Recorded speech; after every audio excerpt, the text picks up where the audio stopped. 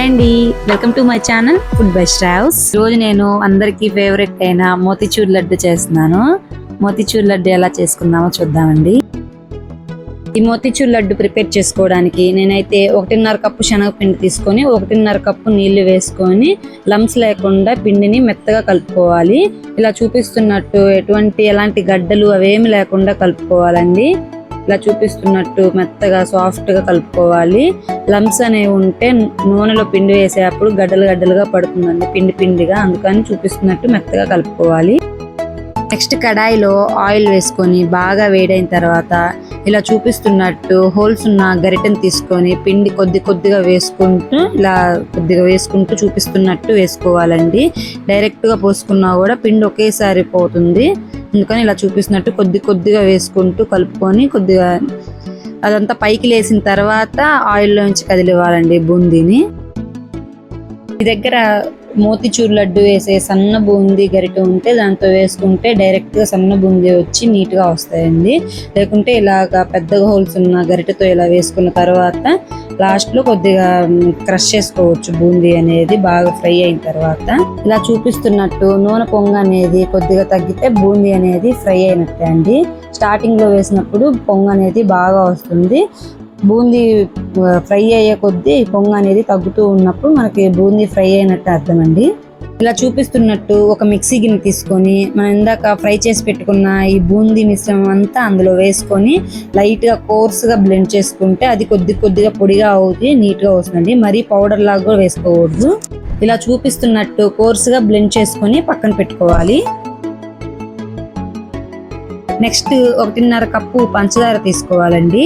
1.5 కప్పుకి 1.5 cup water తీసుకొని పంచదార పాకం అనేది పట్టుకోవాలి. ఇందులోకి 2 యాలక్కాయలు దంచుకొని వేసుకోవాలండి. స్మెల్కి చాలా బాగుంటుంది టేస్ట్. యాలక్కాయ స్మెల్ వస్తేనే లడ్డులోకి. ఇలా చూపిస్తున్నట్టు బాగా కలుపుకుంటూ ఉండాలండి పంచదార పాకం వచ్చే వరకు.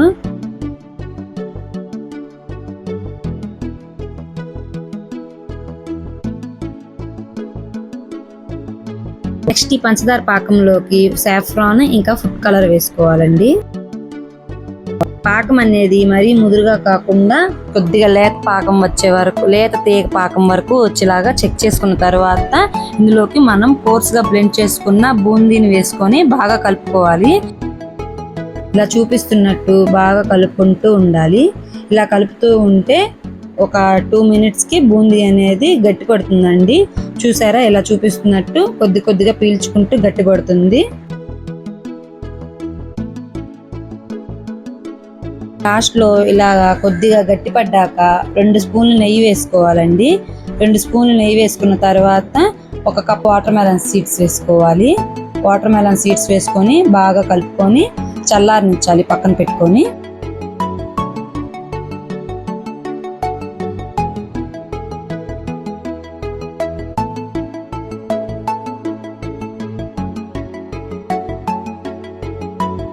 లడ్డుల్లాగా చేసుకునేప్పుడు ముందుగా ఈ మిక్స్ అంతా మెత్తగా మిక్స్ చేసుకున్న తర్వాత చేతికి వాటర్ కానీ నెయ్యి కానీ పూసుకొని లడ్డు చుట్టుకుంటే చేతికి అంటకుండా నీట్గా వస్తుందండి. లడ్డు సాఫ్ట్గా పైన అంతా నున్నగా వస్తుంది.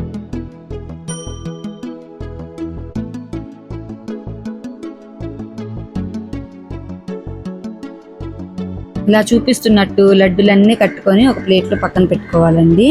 ఒక 10 మినిట్స్ అయితే లడ్డు అనేది గట్టి పడుతుంది నీట్గా చక్కగా.